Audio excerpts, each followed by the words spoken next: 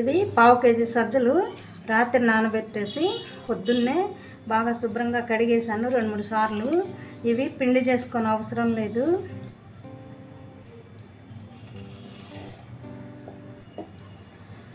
ఇలానే ఇలా మిక్సీ గిన్నెలో వేసుకొని ఇట్లా మొత్తం అన్నీ వేసేసుకోండి. మెత్తగా గ్రైండ్ చేసుకోండి. ఫస్ట్ ఇలా వస్తుంది, తిప్పేసేయండి. కొద్దిగా వాటర్ వేసేసి కొంచెం కొంచెం వేయండి, ఎక్కువ వేయద్దు.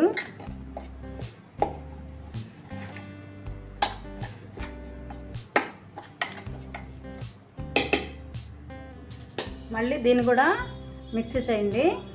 ఇలా మెత్తగా చేసేసుకోండి అట్టుపిండిలాగా. కానీ నీళ్ళు ఎక్కువ వేయద్దు. అట్టుపిండిలో నీళ్ళు వేసినట్టు అట్లా వేయకుండా కొంచెం కొంచెం వేసుకుంటూ ఇట్లా మెత్తగా చేసేసుకోండి.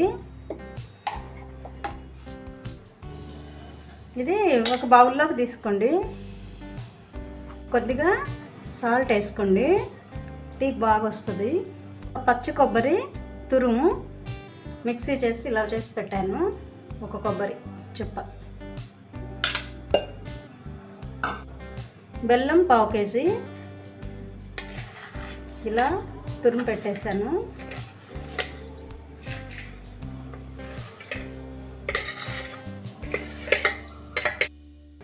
ఇది మొత్తం మిక్స్ చేసేసేయండి. తిప్పేసేసుకొని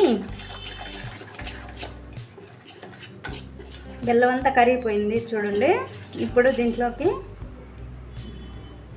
గోధుమ పిండి, మనం కొలత కాదు గోధుమ పిండి, అది కొంచెం గట్టిగా అయ్యేదా కలుపుకోవచ్చు.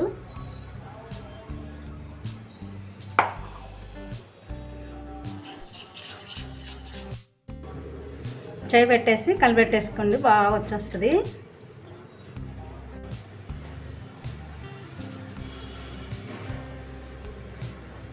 ఇలా ఉండాలి, ఇంకెక్కువ వేయద్దు పిండి. ఇలా ఉండకొస్తే చాలు. మరి గట్టిగా చేసినా కూడా బాగోవు. పిండిలా జాజాలాడుతూ ఉంటే సరిపోద్ది. ఇట్లా మూత పెట్టేసి ఒక్క 10 నిమిషాలు 5 నిమిషాలు ఇలా పెట్టండి. సాఫ్ట్గా బాగా అయిపోద్ది పిండి. సాఫ్ట్గా బాగా అయిపోయింది. ఒక క్లాత్ తడిపి ఇలా వేసుకొని ఒక బౌల్లోకి వాటర్ తీసుకొని చెయ్యి ముంచుకొని ఇలా తడిపేసేసుకోండి. వేసుకొని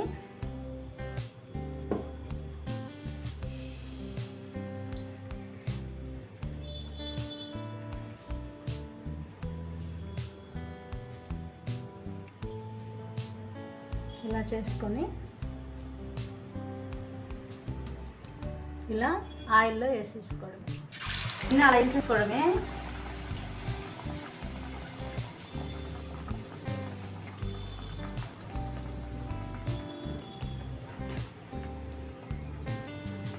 అదే పొంగుతూ వస్తుంది, మనమేం కలిపెట్టనక్కర్లేదు.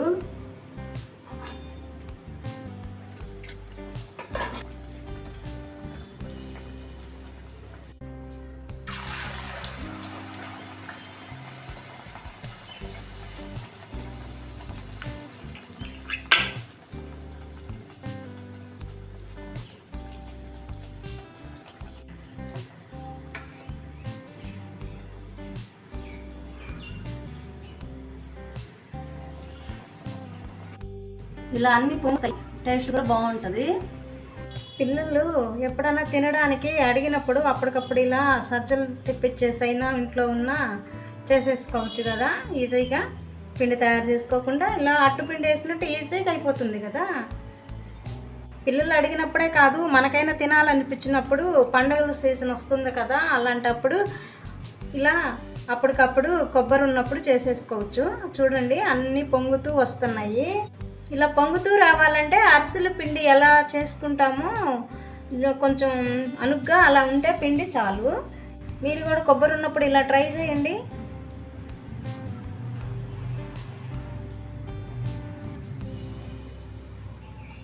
చూడండి ఎలా పొంగిందో.